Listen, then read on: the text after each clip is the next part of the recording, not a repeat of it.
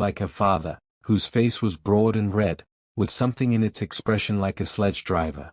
She was handsome and elegant, but not youthful looking. She looked 30, though in reality she was not more than 25. "Dear doctor, how grateful I am to you," she said, making me sit down. "If it hadn't been for him you wouldn't have come to see me. I am bored to death. My father has gone away and left me alone, and I don't know what to do with myself in this town." Then she began asking me where I was working now, how much I earned, where I lived. "Do you spend on yourself nothing but what you earn?" she asked. "No. Happy man," she sighed. "All the evil in life, it seems to me, comes from idleness, boredom, and spiritual emptiness, and all this is inevitable when one is accustomed to living at other people's expense. Don't think I am showing off, I tell you truthfully, it is not interesting or pleasant to be rich. Make to yourselves friends of the mammon of unrighteousness is said, because there is not and cannot be a mammon that's righteous." She looked round at the furniture with a grave, cold expression, as though she wanted to count it over, and went on. "Comfort and luxury have a magical power. Little by little they draw into their clutches even strong-willed people. At one time father and I lived simply, not in a rich style, but now you see how. It is something monstrous," she said, shrugging her shoulders. "We spend up to 20,000 a year. In the provinces. One comes to look at comfort and luxury as the invariable privilege of capital and education," I said, "and it seems to me that the comforts of life may be combined with any sort of labor, even the hardest and dirtiest. Your father is rich, and yet he says himself that it has been his lot to be a mechanic and an oiler." She smiled and shook her head doubtfully. "My father sometimes eats bread dipped in kvass," she said. "It's a fancy, a whim." At that moment there was a ring and she got up. "The rich and well-educated ought to work like everyone else," she said, "and if there is comfort it ought to be equal for all. There ought not to be any privileges. But that's enough philosophizing. Tell me something amusing. Tell me about the painters. What are they like? Funny?" The doctor came in. I began telling them about the painters, but, being unaccustomed to talking, I was constrained, and described them like an ethnologist, gravely and tediously. The doctor, too, told us some anecdotes of working men. He staggered about, shed tears, dropped on his knees, and, even, mimicking a drunkard, lay on the floor. It was as good as a play, and Maria Viktorova laughed till she cried as she looked at him. Then he played on the piano and sang in his thin, pleasant tenor, while Maria Viktorova stood by and picked out what he was to sing, and corrected him when he made a mistake. "I've heard that you sing, too?" I inquired. "Sing, too?" cried the doctor in horror. "She sings exquisitely, a perfect artist, and you talk of her singing too. What an idea! I did study in earnest at one time," she said, answering my question, "but now I have given it up." Sitting on a low stool she told us of her life in Petersburg, and mimicked some celebrated singers, imitating their voice and manner of singing. She made a sketch of the doctor in her album, then of me. She did not draw well, but both the portraits were like us. She laughed, and was full of mischief and charming grimaces, and this suited her better than talking about the mammon of unrighteousness, and it seemed to me that she had been talking just before about wealth and luxury, not in earnest, but in imitation of someone. She was a superb comic actress. I mentally compared her with our young ladies, and even the handsome, dignified Aniuta Blagovo could not stand comparison with her. The difference was immense, like the difference between a beautiful, cultivated rose and a wild briar. We had supper together, the three of us. The doctor and Maria Viktorova drank red wine, champagne, and coffee with brandy in it. They clinked glasses and drank to friendship, to enlightenment, to progress, to liberty, and they did not get drunk but only flushed, and were continually, for no reason, laughing till they cried. So as not to be tiresome I drank claret too. Talented, richly endowed natures, said Miss Dolzhikov, know how to live, and go their own way. Mediocre people, like myself for instance, know nothing and can do nothing of themselves. There is nothing left for them but to discern some deep social movement, and to float where they are carried by it. How can one discern what doesn't exist? Asked the doctor. We think so because we don't see it. Is that so? The social movements are the invention of the new literature. There are none among us. An argument began. There are no deep social movements among us and never have been, the doctor declared loudly. There is no end to what the new literature has invented. It has invented intellectual workers in the country, and you may search through all our villages and find at the most some lout in a reefer jacket or a black frock coat who will make 4 mistakes in spelling a word of 3 letters. Cultured life has not yet begun among us. There's the same savagery, the same uniform boorishness, the same triviality, as 500 years ago. Movements, currents there have been, but it has all been petty, paltry, bent upon vulgar and mercenary interests, and one cannot see anything important in them. If you think you have discerned a deep social movement, and in following it you devote yourself to tasks in the modern taste, such as the emancipation of insects from slavery or abstinence from beef rissoles, I congratulate you, madam. We must study, and study, and study, and we must wait a bit with our deep social movements. We are not mature enough for them yet, and to tell the truth, we don't know anything about them. You don't know anything about them, but I do, said Maria Viktorovna. Goodness, how tiresome you are today. Our duty is to study and to study, to try to accumulate as much knowledge as possible, for genuine social movements arise where there is knowledge, and the happiness of mankind in the future lies only in knowledge. I drink to science. There is no doubt about one thing, one must organize one's life somehow differently, said Maria Viktorovna, after a moment's silence and thought. Life, such as it has been hitherto, is not worth having. Don't let us talk about it. As we came away from her the cathedral clock struck 2. Did you like her? Asked the doctor. She's nice, isn't she? On Christmas Day we dined with Maria Viktorovna, and all through the holidays we went to see her almost every day. There was never anyone there but ourselves, and she was right when she said that she had no friends in the town but the doctor and me. We spent our time for the most part in conversation. Sometimes the doctor brought some book or magazine and read aloud to us. In reality he was the first well-educated man I had met in my life. I cannot judge whether he knew a great deal, but he always displayed his knowledge as though he wanted other people to share it.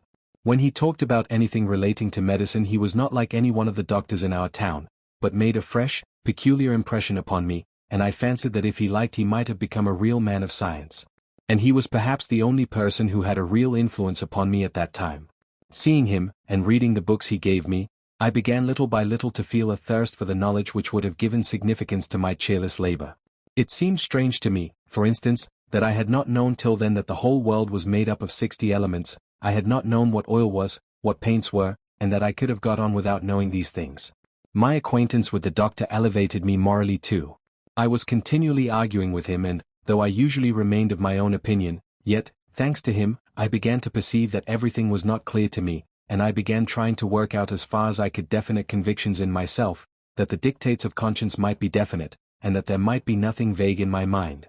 Yet, though he was the most cultivated and best man in the town, he was nevertheless far from perfection. In his manners, in his habit of turning every conversation into an argument, in his pleasant tenor, even in his friendliness, there was something coarse, like a divinity student, and when he took off his coat and sat in his silk shirt, or flung a tip to a waiter in the restaurant, I always fancied that culture might be all very well, but the Tartar was fermenting in him still. At Epiphany he went back to Petersburg. He went off in the morning, and after dinner my sister came in. Without taking off her fur coat and her cap she sat down in silence, very pale, and kept her eyes fixed on the same spot. She was chilled by the frost and one could see that she was upset by it. You must have caught cold, I said.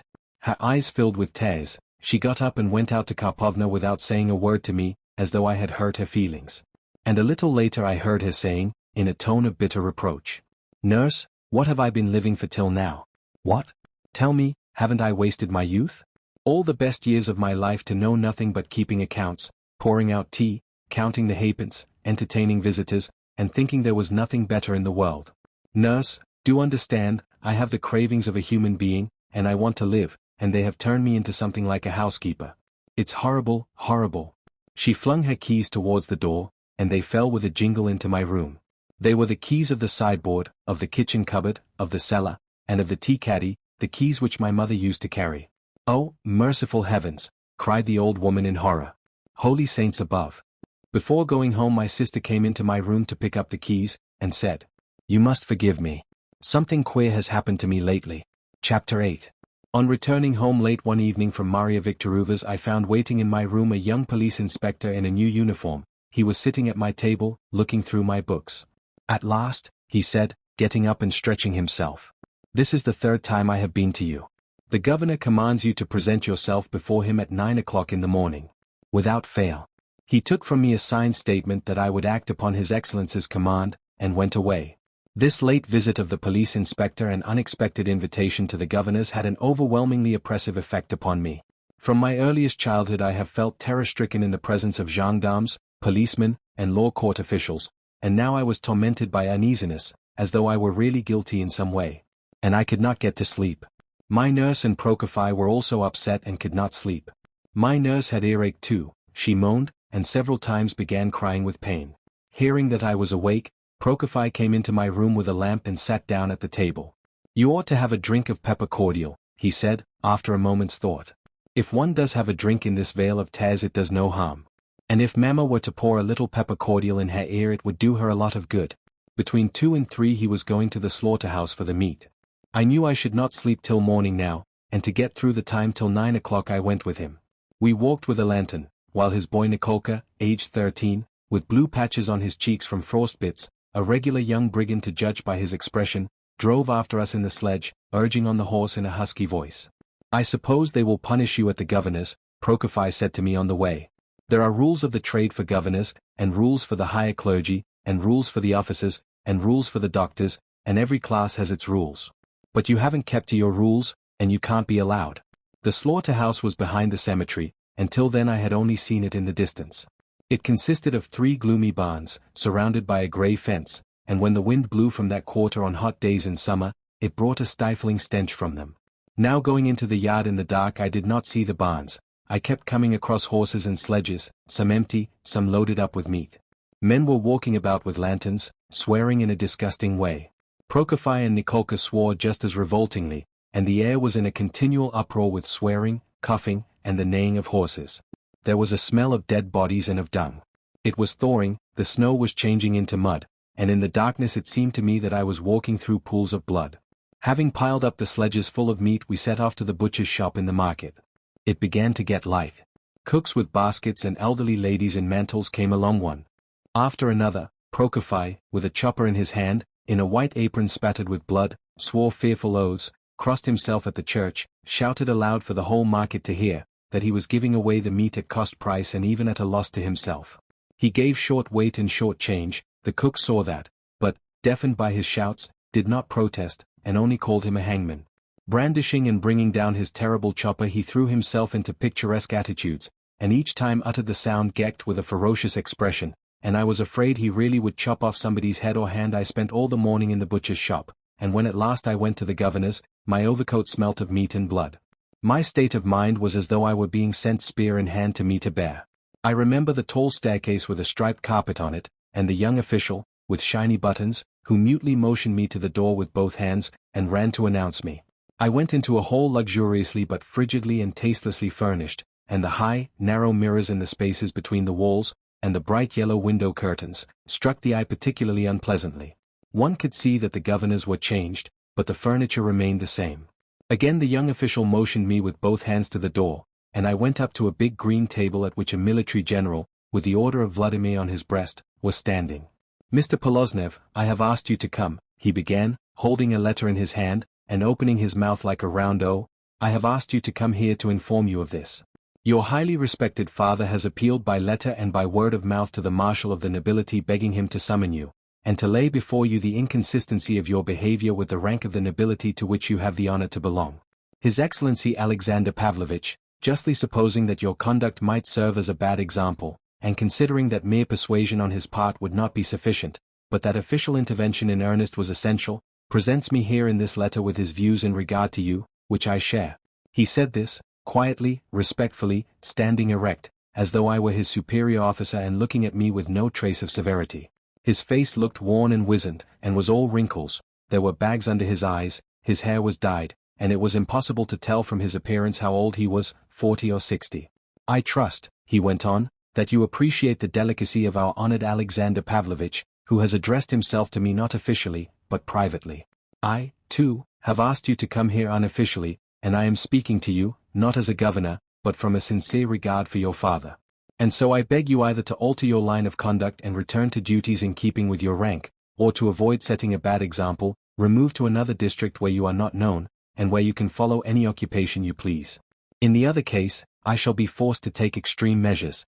He stood for half a minute in silence, looking at me with his mouth open. Are you a vegetarian? He asked. No, Your Excellency, I eat meat. He sat down and drew some papers towards him. I bowed and went out. It was not worthwhile now to go to work before dinner. I went home to sleep, but could not sleep from an unpleasant, sickly feeling, induced by the slaughterhouse and my conversation with the governor, and when the evening came I went, gloomy and out of sorts, to Maria Viktorovna. I told her how I had been at the governor's, while she stared at me in perplexity as though she did not believe it, then suddenly began laughing gaily, loudly, irrepressibly, as only good-natured laughter-loving people can. If only one could tell that in Petersburg, she brought out, almost falling over with laughter, and propping herself against the table. If one could tell that in Petersburg. Chapter 9. Now we used to see each other often, sometimes twice a day. She used to come to the cemetery almost every day after dinner, and read the epitaphs on the crosses and tombstones while she waited for me. Sometimes she would come into the church, and, standing by me, would look on while I worked. The stillness, the nave work of the painters and gilders, radish sage reflections, and the fact that I did not differ externally from the other workmen, and worked just as they did in my waistcoat with no socks on, and that I was addressed familiarly by them, all this was new to her and touched her. One day a workman, who was painting a dove on the ceiling, called out to me in her presence. Misail, hand me up the white paint. I took him the white paint, and afterwards, when I let myself down by the frail scaffolding, she looked at me, touched to tears and smiling. What a dear you are, she said. I remembered from my childhood how a green parrot, belonging to one of the rich men of the town, had escaped from its cage, and how for quite a month afterwards the beautiful bird had haunted the town, flying from garden to garden, homeless and solitary. Maria Viktorovna reminded me of that bird. There is positively nowhere for me to go now but the cemetery, she said to me with a laugh. The town has become disgustingly dull. At the Azhogins they are still reciting, singing, lisping. I have grown to detest them of late. Your sister is an unsociable creature, Mademoiselle Blagovo hates me for some reason. I don't care for the theatre. Tell me where am I to go? When I went to see her I smelt of paint and turpentine, and my hands were stained, and she liked that. She wanted me to come to her in my ordinary working clothes, but in her drawing room those clothes made me feel awkward. I felt embarrassed, as though I were in uniform, so I always put on my new serge trousers when I went to her. And she did not like that. You must own you are not quite at home in your new character, she said to me one day. Your workman's dress does not feel natural to you, you are awkward in it. Tell me, isn't that because you haven't a firm conviction, and are not satisfied? The very kind of work you have chosen, your painting, surely it does not satisfy you, does it? She asked, laughing. I know paint makes things look nicer and last longer, but those things belong to rich people who live in towns, and after all they are luxuries. Besides, you have often said yourself that everybody ought to get his bread by the work of his own hands, yet you get money and not bread. Why shouldn't you keep to the literal sense of your words? You ought to be getting bread, that is, you ought to be plowing, sowing, reaping, threshing, or doing something which has a direct connection with agriculture, for instance, looking after cows, digging, building huts of logs. She opened a pretty cupboard that stood near her writing table, and said, I am saying all this to you because I want to let you into my secret. Voyez. This is my agricultural library. Here I have fields, kitchen garden and orchard, and cattle yard and beehives. I read them greedily, and have already learnt all the theory to the tiniest detail. My dream, my darling wish, is to go to our Dubechnia as soon as March is here. It's marvelous there, exquisite, isn't it? The first year I shall have a look round and get into things, and the year after I shall begin to work properly myself, putting my back into it as they say. My father has promised to give me Dubechnia and I shall do exactly what I like with it. Flushed, excited to tears, and laughing, she dreamed aloud how she would live at Dubechnia, and what an interesting life it would be. I envied her. March was near, the days were growing longer and longer, and on bright sunny days water dripped from the roofs at midday, and there was a fragrance of spring. I, too, longed for the country. And when she said that she should move to Dubechnia, I realized vividly that I should remain in the town alone, and I felt that I envied her with her cupboard of books and her agriculture. I knew nothing of work on the land, and did not like it, and I should have liked to have told her that work on the land was slavish toil, but I remembered that something similar had been said more than once by my father, and I held my tongue. Lent began. Viktor Ivanitch, whose existence I had begun to forget, arrived from Petersburg. He arrived unexpectedly, without even a telegram to say he was coming. When I went in, as usual in the evening, he was walking about the drawing room, telling some story with his face freshly washed and shaven, looking 10 years younger. His daughter was kneeling on the floor, taking out of his trunks boxes, bottles, and books, and handing them to Pavel the footman. I involuntarily drew back a step when I saw the engineer, but he held out both hands to me and said, smiling, showing his strong white teeth that looked like a sledge driver's, "Here he is, here he is.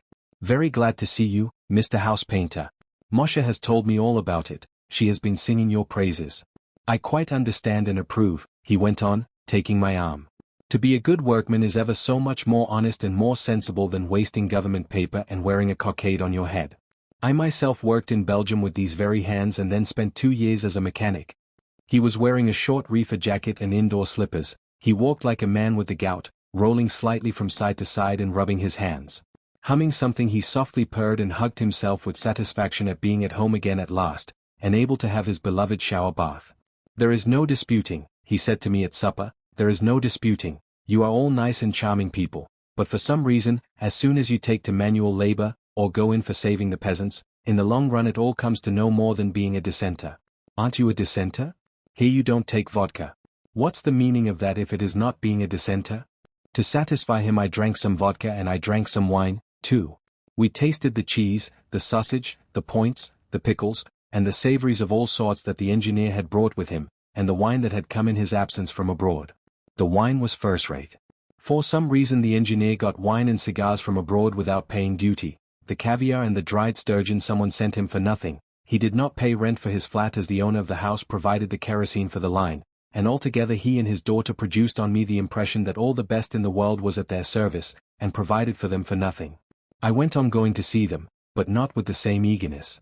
The engineer made me feel constrained, and in his presence I did not feel free. I could not face his clear, guileless eyes, his reflections wearied and sickened me. I was sickened, too, by the memory that so lately I had been in the employment of this red-faced, well-fed man, and that he had been brutally rude to me. It is true that he put his arm round my waist, slapped me on the shoulder in a friendly way, approved my manner of life, but I felt that, as before, he despised my insignificance, and only put up with me to please his daughter, and I couldn't now laugh and talk as I liked, and I behaved unsociably and kept expecting that in another minute he would address me as pantily as he did his footman Pavel. How my pride as a provincial and a working man was revolted. I, a proletarian, a house painter, went every day to rich people who were alien to me, and whom the whole town regarded as though they were foreigners, and every day I drank costly wines with them and ate unusual dainties. My conscience refused to be reconciled to it. On my way to the house I sullenly avoided meeting people, and looked at them from under my brows as though I really were a dissenter, and when I was going home from the engineers I was ashamed of my well-fed condition. Above all I was afraid of being carried away. Whether I was walking along the street, or working, or talking to the other fellows, I was all the time thinking of one thing only, of going in the evening to see Maria Viktorovna, and was picturing her voice, her laugh, her movements. When I was getting ready to go to her I always spent a long time before my nurse's warped looking-glass, as I fastened my tie.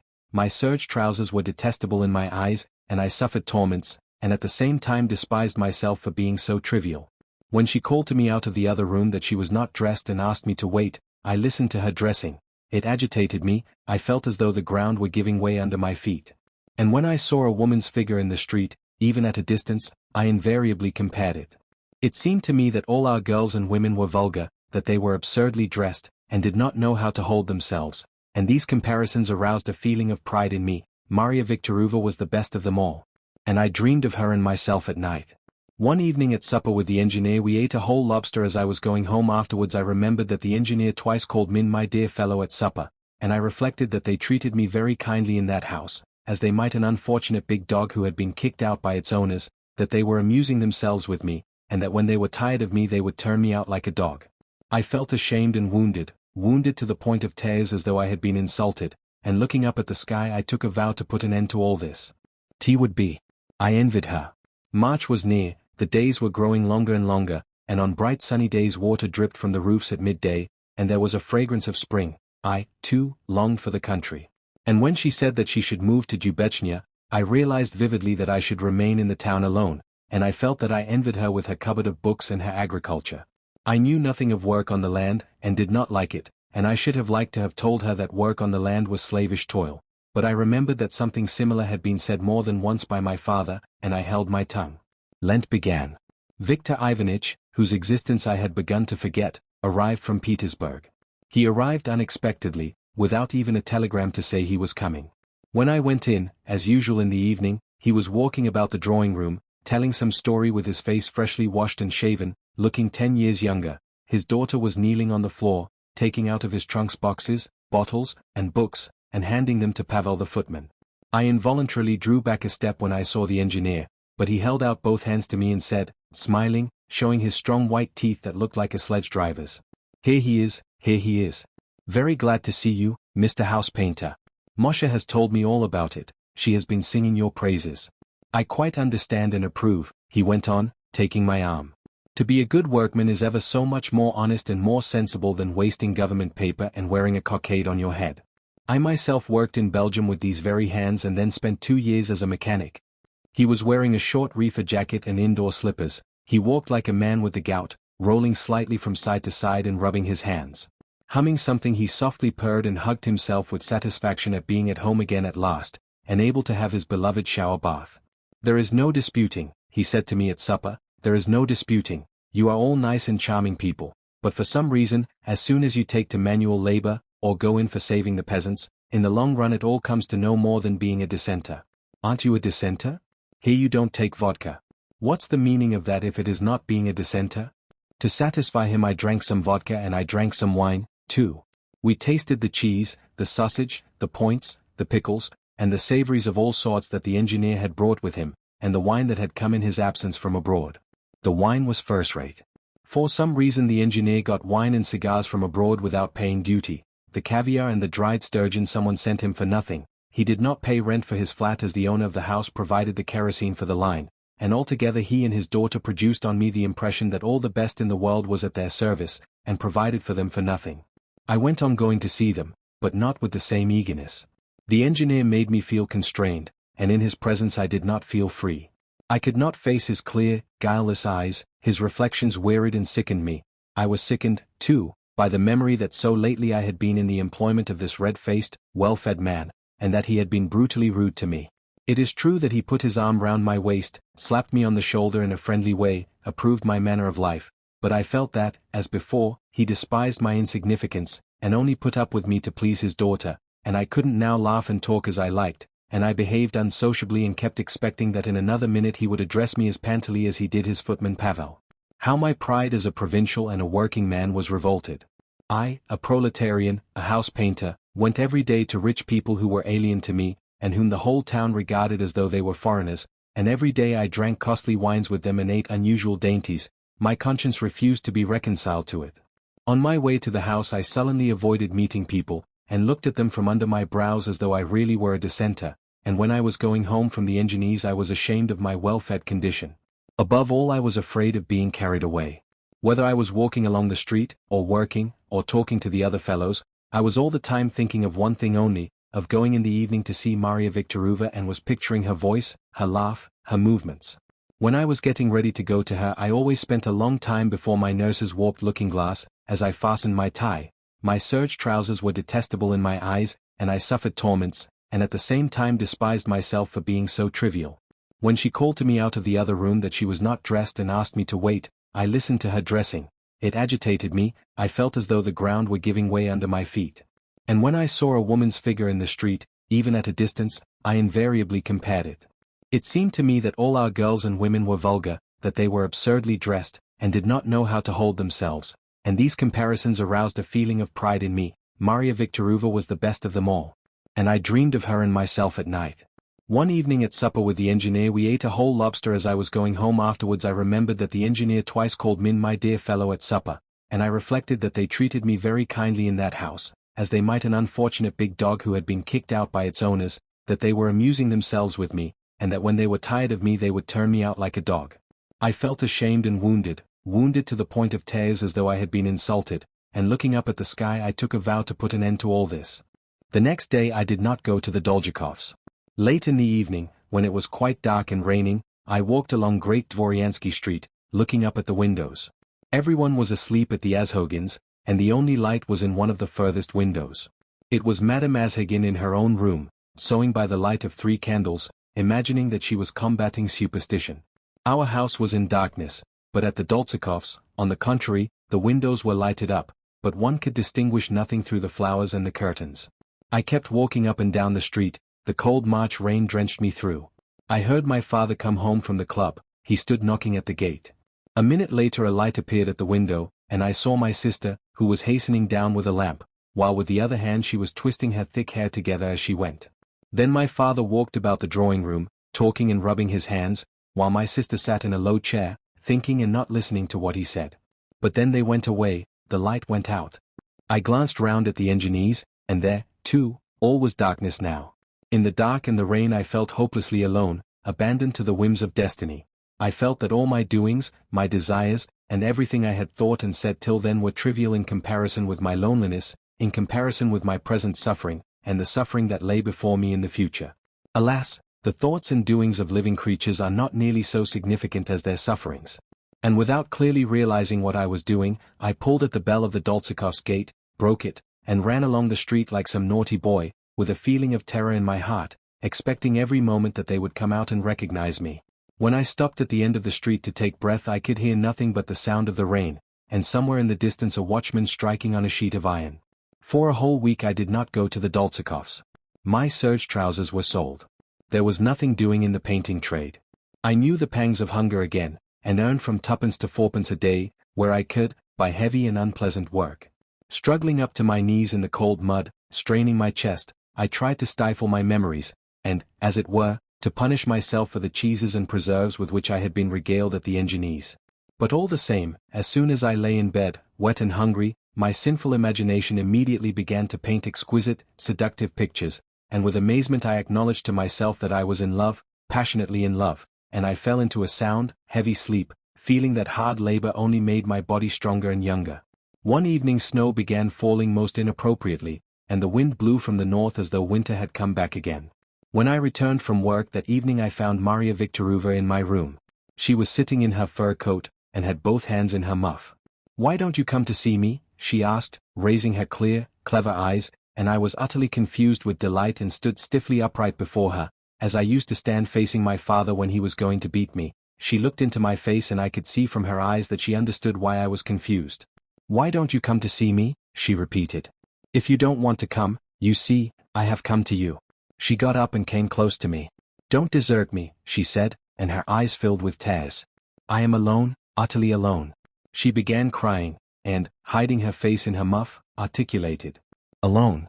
My life is hard, very hard, and in all the world I have no one but you. Don't desert me." Looking for a handkerchief to wipe her tears she smiled. We were silent for some time, then I put my arms round her and kissed her, scratching my cheek till it bled with her hatpin as I did it. And we began talking to each other as though we had been on the closest terms for ages and ages. "I can show you a testimony of my affection, Mamma. All this earthly life I will cherish you in your declining years in this vale of tears, and when you die I will bury you at my expense.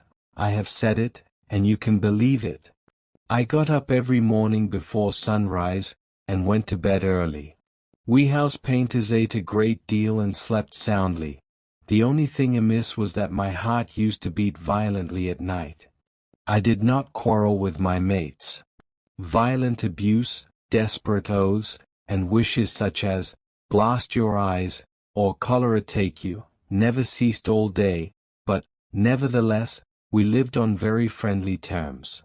The other fellows suspected me of being some sort of religious sectary, and made good-natured jokes at my expense, saying that even my own father had disowned me, and thereupon would add that they rarely went into the temple of God themselves, and that many of them had not been to confession for 10 years.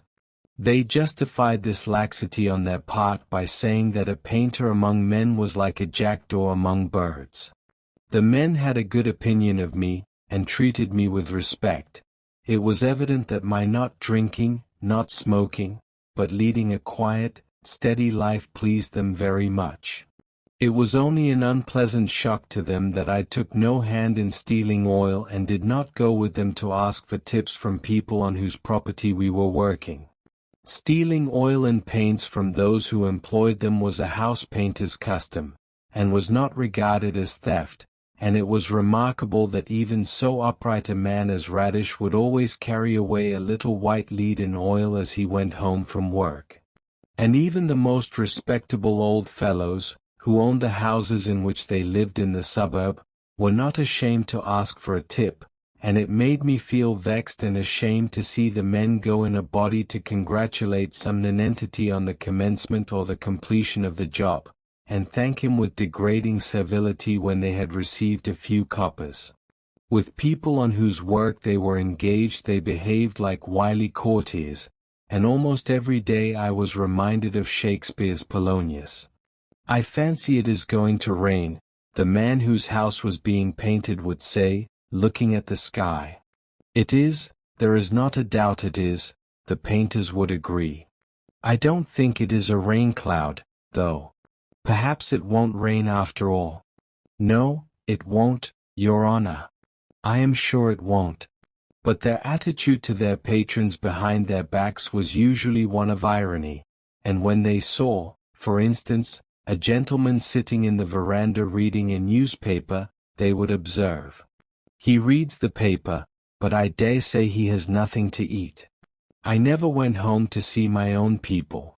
When I came back from work I often found waiting for me little notes, brief and anxious, in which my sister wrote to me about my father, that he had been particularly preoccupied at dinner and had eaten nothing, or that he had been giddy and staggering, or that he had locked himself in his room and had not come out for a long time.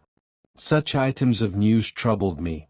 I could not sleep, and at times even walked up and down Great Dvoryansky Street at night by our house, looking in at the dark windows and trying to guess whether everything was well at home. On Sundays my sister came to see me, but came in secret, as though it were not to see me but our nurse.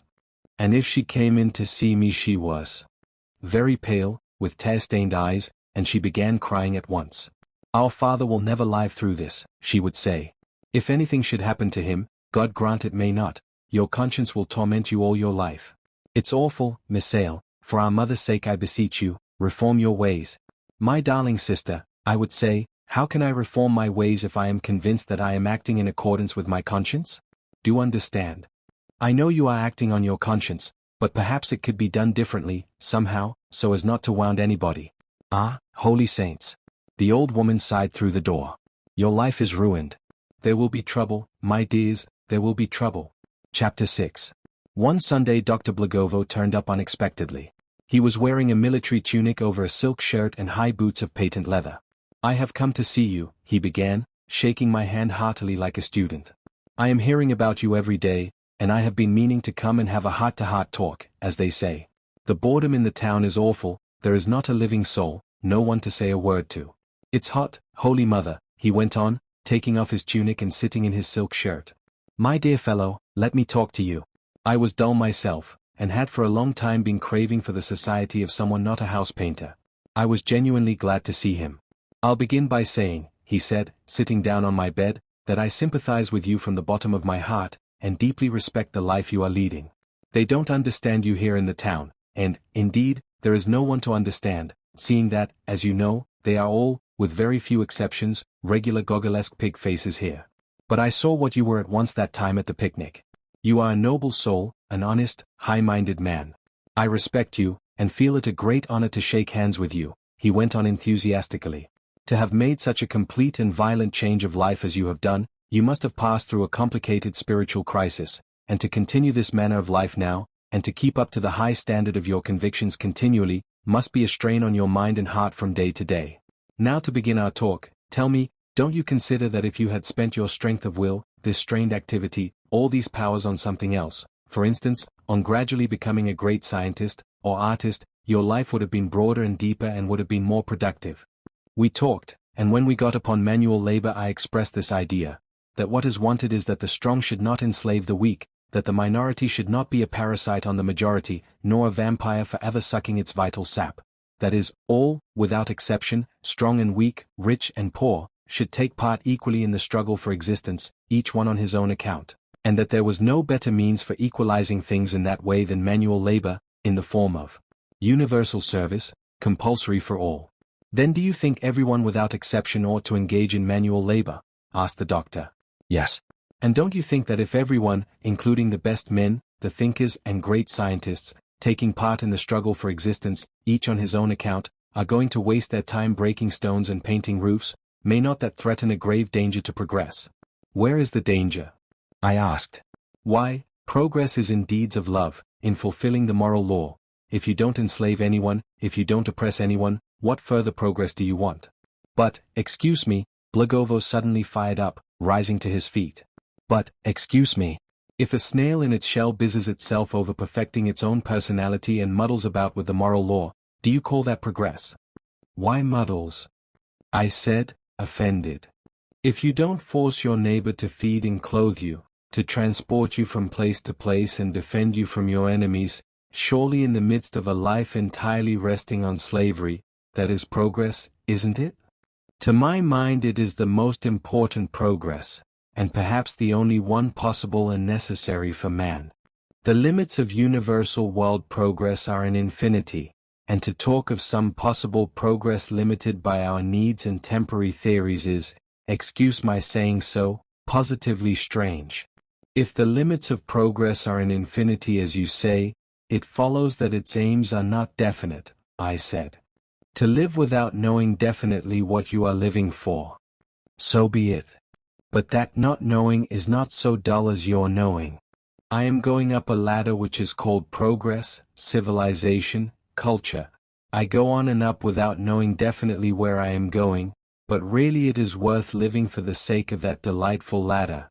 While you know what you are living for, you live for the sake of some people's not enslaving others, that the artist and the man who rubs his paints may dine equally well. But you know that's the petty, bourgeois, kitchen, grey side of life, and surely it is revolting to live for that alone? If some insects do enslave others, bother them, let them devour each other. We need not think about them. You know they will die and decay just the same, however zealously you rescue them from slavery. We must think of that great millennium which awaits humanity in the remote future. Blagovo argued warmly with me, but at the same time one could see he was troubled by some irrelevant idea. I suppose your sister is not coming, he said, looking at his watch. She was at our house yesterday, and said she would be seeing you today. You keep saying slavery, slavery, he went on. But you know that is a special question, and all such questions are solved by humanity gradually. We began talking of doing things gradually. I said that the question of doing good or evil every one settles for himself, without waiting till humanity settles it by the way of gradual development. Moreover, this gradual process has more than one aspect.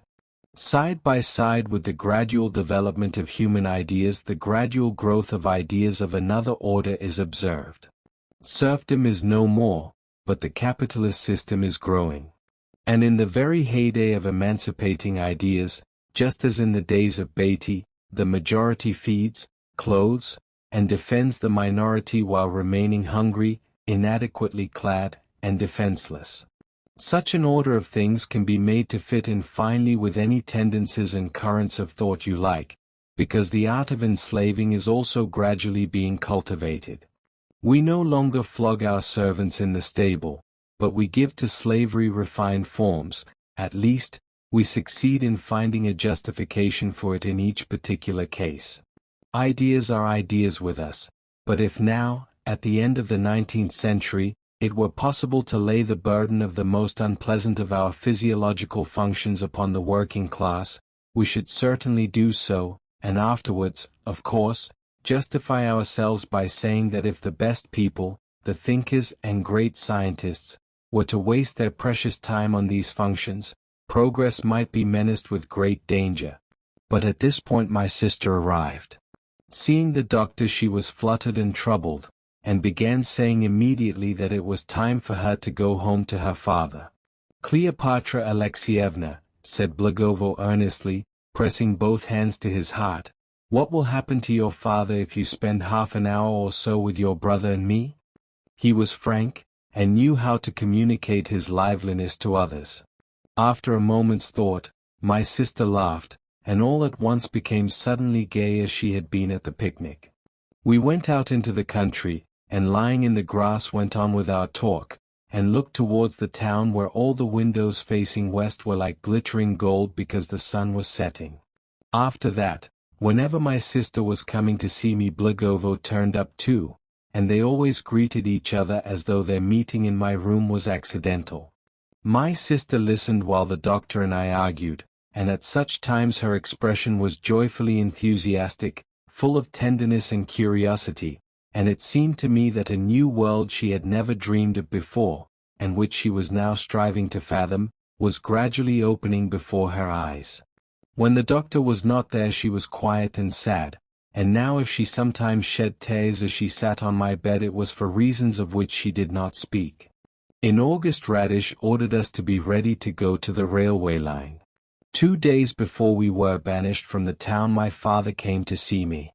He sat down and in a leisurely way, without looking at me, wiped his red face, then took out of his pocket our town messenger, and deliberately, with emphasis on each word, read out the news that the son of the branch manager of the State Bank, a young man of my age, had been appointed head of a department in the Exchequer. "And now look at you," he said, folding up the newspaper, "a beggar, in rags, good for nothing. Even working-class people and peasants obtain education in order to become men, while you, a Poloznev, with ancestors of rank and distinction, aspire to the gutter. But I have not come here to talk to you. I have washed my hands of you," he added in a stifled voice, getting up. "I have come to find out where your sister is, you worthless fellow. She left home after dinner, and here it is nearly 8 and she is not back. She has taken to going out frequently without telling me, she is less dutiful, and I see in it your evil and degrading influence. Where is she?" In his hand he had the umbrella I knew so well, and I was already flustered and drew myself up like a schoolboy, expecting my father to begin hitting me with it, but he noticed my glance at the umbrella and most likely that restrained him. "Live as you please," he said. "I shall not give you my blessing." "Holy saints," my nurse muttered behind the door. "You poor, unlucky child. Ah, my heart bodes ill." I worked on the railway line. It rained without stopping all August, it was damp and cold, they had not carried the corn in the fields, and on big farms where the wheat had been cut by machines it lay not in sheaves but in heaps, and I remember how those luckless heaps of wheat turned blacker every day and the grain was sprouting in them. It was hard to work, the pouring rain spoiled everything we managed to do. We were not allowed to live or to sleep in the railway buildings, and we took refuge in the damp and filthy mud huts in which the navvies had lived during the summer, and I could not sleep at night for the cold and the woodlice crawling on my face and hands. And when we worked near the bridges the navvies used to come in the evenings in a gang, simply in order to beat the painters, it was a form of sport to them. They used to beat us, to steal our brushes. And to annoy us and rouse us to fight they used to spoil our work. They would, for instance, smear over the signal boxes with green paint. To complete our troubles, Radish took to paying us very irregularly. All the painting work on the line was given out to a contractor, he gave it out to another, and this subcontractor gave it to Radish after subtracting 20% for himself. The job was not a profitable one in itself, and the rain made it worse. Time was wasted. We could not work while Radish was obliged to pay the fellows by the day. The hungry painters almost came to beating him, called him a cheat, a bloodsucker, a Judas, while he, poor fellow, sighed, lifted up his hand to heaven in despair, and was continually going to Madame Cheprikov for money. Chapter 7. Autumn came on, rainy, dark, and muddy. The season of unemployment set in, and I used to sit at home out of work for 3 days at a stretch, or did various little jobs, not in the painting line. For instance, I wheeled earth, earning about 4 pence a day by it. Dr. Blagovo had gone away to Petersburg. My sister had given up coming to see me. Radish was laid up at home ill, expecting death from day to day. And my mood was autumnal too. Perhaps because, having become a workman, I saw our town life only from the seamy side. It was my lot almost every day to make discoveries which reduced me almost to despair. Those of my fellow citizens, about whom I had no opinion before, or who had externally appeared perfectly decent, turned out now to be base, cruel people, capable of any dirty action. We common people were deceived, cheated, and kept waiting for hours together in the cold entry or the kitchen. We were insulted and treated with the utmost rudeness. In the autumn I papered the reading room and 2 other rooms at the club.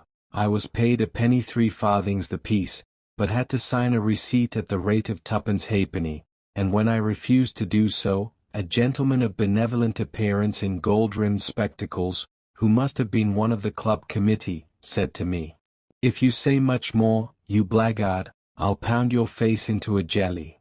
And when the flunky whispered to him what I was, the son of Poloznev the architect, he became embarrassed, turned crimson, but immediately recovered himself and said, "Devil take him." And the shops they palmed off on us workmen putrid meat, musty flour, and tea that had been used and dried again.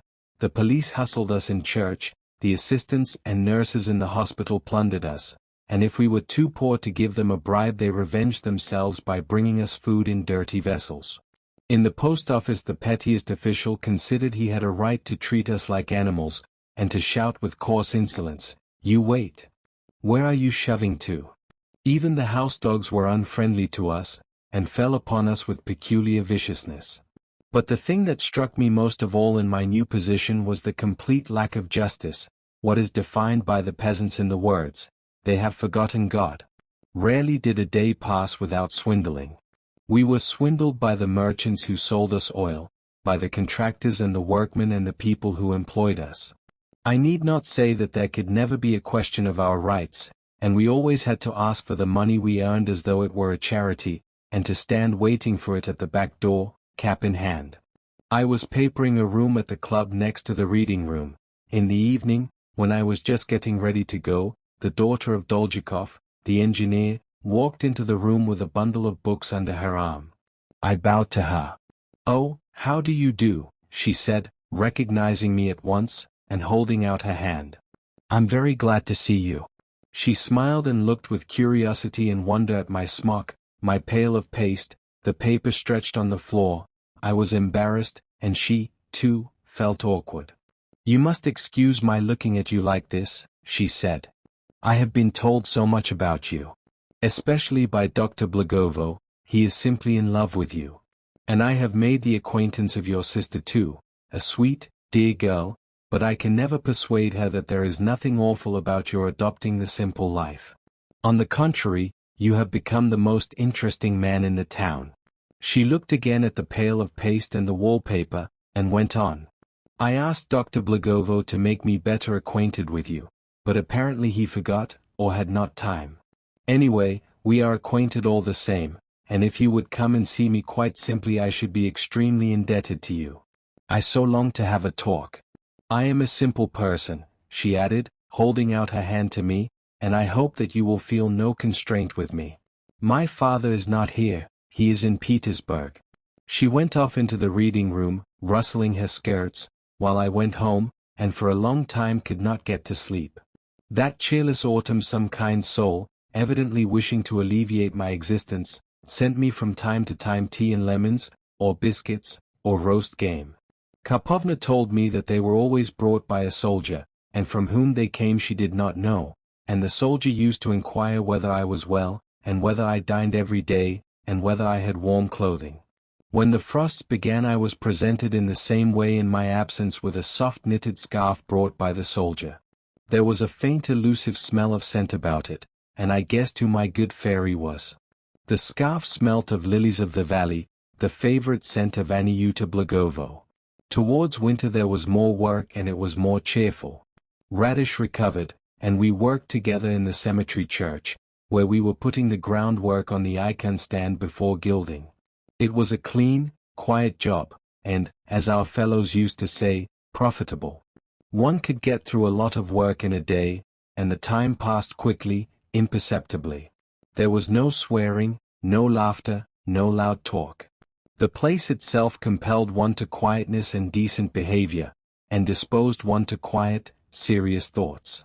Absorbed in our work, we stood or sat motionless like statues.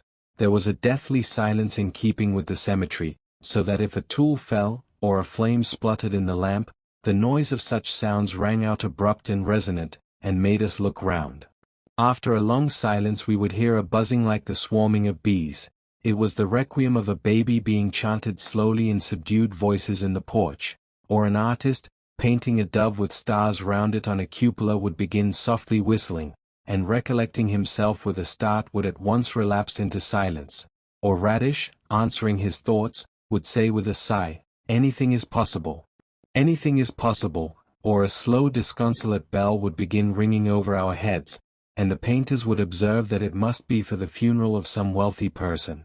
My days I spent in this stillness in the twilight of the church, and in the long evenings I played billiards or went to the theatre in the gallery wearing the new trousers I had bought out of my own earnings. Concerts and performances had already begun at the Ashogans. Radish used to paint the scenes alone now. He used to tell me the plot of the plays and describe the tableaux vivants which he witnessed. I listened to him with envy. I felt greatly drawn to the rehearsals, but I could not bring myself to go to the Ashogans. A week before Christmas Dr. Blagovo arrived. And again we argued and played billiards in the evenings.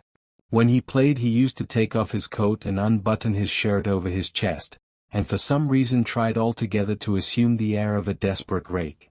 He did not drink much, but made a great uproar about it, and had a special faculty for getting through 20 rubles in an evening at such a poor cheap tavern as the Volga. My sister began coming to see me again. They both expressed surprise every time on seeing each other, but from her joyful, guilty face it was evident that these meetings were not accidental. One evening, when we were playing billiards, the doctor said to me, "I say, why don't you go and see Miss Dolzhikov? You don't know Maria Viktorovna. She is a clever creature, a charmer, a simple, good-natured soul." I described how her father had received me in the spring. "Nonsense," laughed the doctor. "The engineer's one thing and she's another. Really, my dear fellow, you mustn't be nasty to her. Go and see her sometimes. For instance, let's go and see her tomorrow evening. What do you say?" He persuaded me. The next evening I put on my new serge trousers, and in some agitation I set off to Miss Dolzhikov's. The footman did not seem so haughty and terrible, nor the furniture so gorgeous, as on that morning when I had come to ask a favor. Maria Viktorovna was expecting me, and she received me like an old acquaintance, shaking hands with me in a friendly way. She was wearing a grey cloth dress with full sleeves, and had her hair done in the style which we used to call dog's ears, when it came into fashion in the town a year before. The hair was combed down over the ears, and this made Maria Viktorovna's face look broader, and she seemed to me this time very much like